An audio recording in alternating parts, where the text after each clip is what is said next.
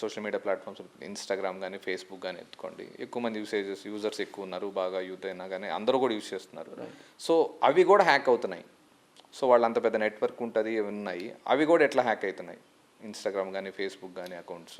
Sir Instagram అయినా Facebook అయినా మీరు లింక్డ్ఇన్ తీసుకున్న మేజర్ ట్విట్టర్ అకౌంట్స్ కూడా హ్యాక్ అవుతున్నాయి అని అంటే యూజర్ ఐడి క్రెడెన్షియల్స్ ఈ రోజుల్లో పాస్వర్డ్ క్రాక్ చేయడం అనేది చాలా సింపుల్ చాలామందికి.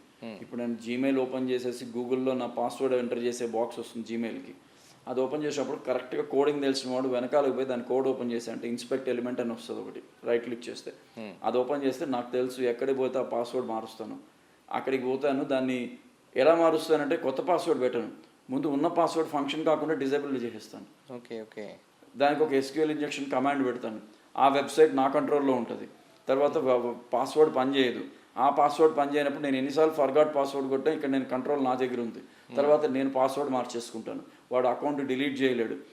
ఇలా కొన్ని ఫేక్ అకౌంట్స్ మారుస్తారు, కొన్ని అకౌంట్స్ క్రియేట్ చేసుకుంటారు, మనం ఫేస్బుక్లో పెట్టే ఫోటోలని వాళ్ళు యూజ్ చేసుకుంటారు, మనకు వచ్చే కాంటాక్ట్స్ కొన్నిటిని తీసుకుంటారు, అట్లా చేసి డబ్బులు తీసుకుంటారు. సో అది సెలబ్రిటీ అయినా కామన్ మ్యాన్ అయినా as long as we know how to use it we have to be very very very watchful. పొరపాటుగా అకౌంట్ హ్యాక్ అయింది అని అనుకుంటే దాని మీద ఎటువంటి ట్రాన్సాక్షన్స్ చేయకుండా 1930కి చెప్పి ముందు ఉన్న నెట్వర్క్ మొత్తానికి ఒక మెసేజ్ పెట్టి, దయచేసి ఏం మెసేజ్లు పెట్టొద్దండి, దానికి మెయిల్స్ పెట్టొద్దండి, ఇట్ ఈస్ ఆన్ హ్యాక్ అని, at least people will stop. Okay.